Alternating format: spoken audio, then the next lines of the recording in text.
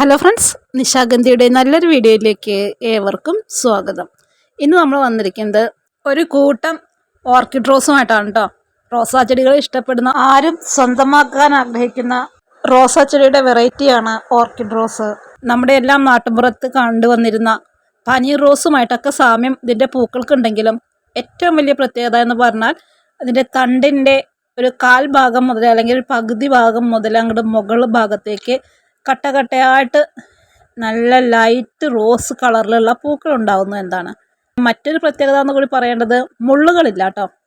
സാധാരണ റോസുകളെ പോലെ നമുക്കിതിനകത്ത് ഒട്ടും തന്നെ മുള്ളുകളില്ല.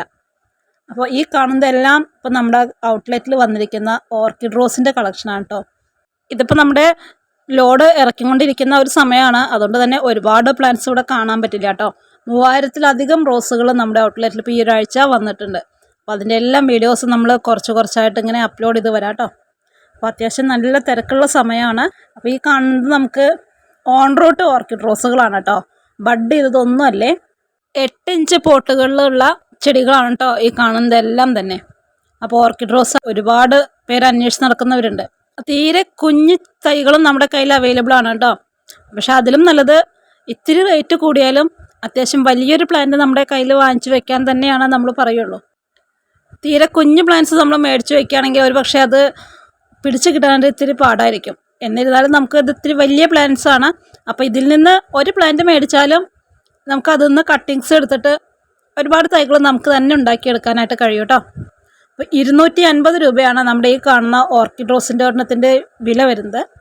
അപ്പോൾ ആവശ്യക്കാരുണ്ടെങ്കിൽ നമ്മുടെ വാട്സപ്പ് നമ്പറിൽ ഒന്ന് കോൺടാക്റ്റ് ചെയ്തോളൂ കേട്ടോ.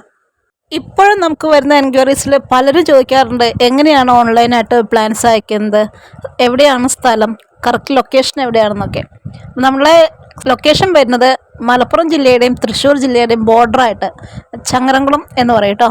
പിന്നെ ഓൺലൈനായിട്ട് എങ്ങനെ ചെടി മേടിക്കുന്നു വെച്ചിട്ടുണ്ടെങ്കിൽ DTDC വഴിയാണ് നമ്മൾ പ്ലാൻസ് അയക്കുന്നത്.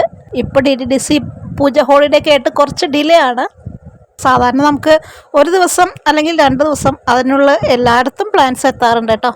ഇനിയിപ്പോൾ ഒത്തിരി ദൂരൊക്കെ ആണെങ്കിൽ ഒരു 3 ദിവസം, അതിലപ്പുറത്തേക്ക് പോകാറില്ല. ഓൾ ഇന്ത്യ ഡെലിവറി നമ്മൾ ചെയ്യുന്നുണ്ട് കേട്ടോ. ഇതൊക്കെയാണ് നമ്മുടെ ഇന്നത്തെ ചെറിയ വിശേഷം. മറ്റു നല്ലൊരു വീഡിയോയുമായിട്ട് വീണ്ടും കാണാം.